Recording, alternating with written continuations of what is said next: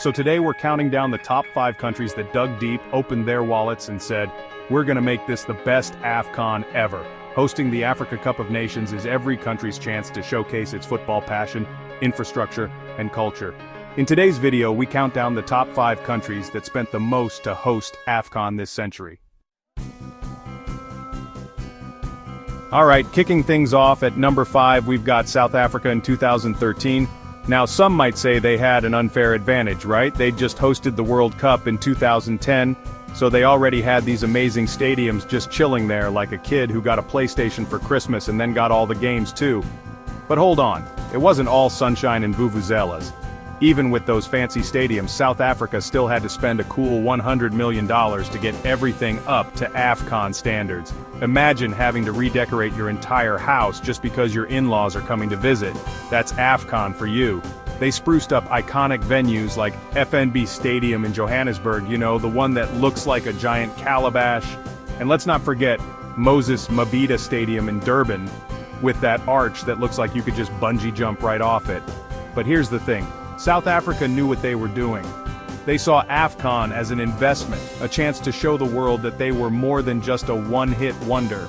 And you know what? It worked. South Africa cemented its reputation as one of Africa's premier football destinations. Coming in at number 4, it's the land of the pharaohs, Egypt, in 2019. Now, Egypt is like that friend who always says, I woke up like this, but you know, they definitely spent an hour on their hair. They've got history, they've got culture, and they've definitely got some impressive stadiums already built. But when you're hosting a 24-team AFCON, the biggest one ever, you gotta step up your game. And Egypt, they didn't come to play. They spent hundreds of millions of dollars upgrading their existing stadiums, like the Cairo International Stadium and Alexandria Stadium. Think of it like this, you're not building a new house, you're just giving your old one a serious makeover. But it wasn't just about the stadiums. Egypt also invested heavily in transportation, because nobody wants to be stuck in traffic when there's football to be watched. They upgraded their airports because first impressions matter, and they made sure there were enough hotels to accommodate all the fans coming from across the continent. Egypt's strategy was all about modernization.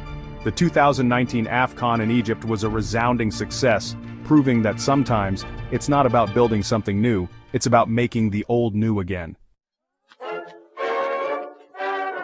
Hold on to your hats, folks, because at number 3, we've got a real underdog story.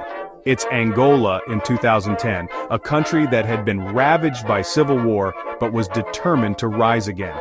And what better way to do that than with the power of football? Now, Angola didn't have the luxury of existing infrastructure like South Africa or Egypt. They were starting from scratch. But they had something else, ambition and a whole lot of oil money. So, they went all in, spending a whopping $500 million, yes, you heard that right, $500 million, to build 4 brand new stadiums, including the crown jewel, the Estadio 11 de Novembro in Luanda, a 50,000-seat behemoth that would make any football fan drool. Imagine this, a country that had been torn apart by conflict, now united by the beautiful game. Angola's investment wasn't just about football, it was about national pride, about showing the world that they were back, stronger than ever. Of course, spending that much money came with its critics. Some said it was excessive, that the money could have been better spent elsewhere. But for Angola, it was about more than just the bottom line. The 2010 AFCON in Angola was a triumph, a testament to the resilience of the human spirit and the unifying power of sport. Hold on tight, because at number 2, we're heading to Central Africa, to the land of the indomitable lions, Cameroon. Now, Cameroon's journey to hosting AFCON 2021 was a bit of a roller coaster, kind of like a penalty shootout where everyone's nervous, but excited at the same time. Originally slated to host in 2019, Cameroon faced delays and setbacks, proving that even in football, sometimes the path to glory is paved with a few potholes. But like a true champion, Cameroon persevered, and when they finally hosted in 2021, they didn't disappoint. They splashed out over $885 million, and let me tell you, they weren't buying discount decorations. A big chunk of that went towards building brand new stadiums, including the magnificent Olem Stadium, which, hold your breath, cost an estimated $280 million. Now that's a lot of money for a stadium, but hey, this is AFCON we're talking about. The Olemb Stadium became the centerpiece of the tournament, a shining example of Cameroon's commitment to football excellence. Cameroon also invested in upgrading their roads because nobody wants to miss a goal because they're stuck in traffic.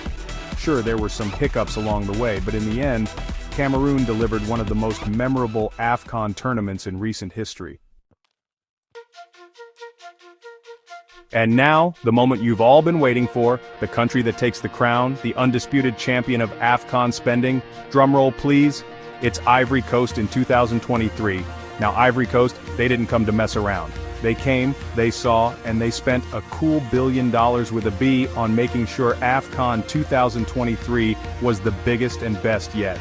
They went all out, building 2 brand new stadiums, including the jaw-dropping Alassane Ouattara Stadium, a $260 million masterpiece that looks like it was beamed down from the future. Seriously, this stadium has everything: retractable roof, state-of-the-art sound system, and I wouldn't be surprised if it came with a complimentary massage at halftime. But Ivory Coast's ambition didn't stop there. They invested heavily in their roads, because they wanted to make sure fans could get to the games faster than Sadio Mane running down the wing.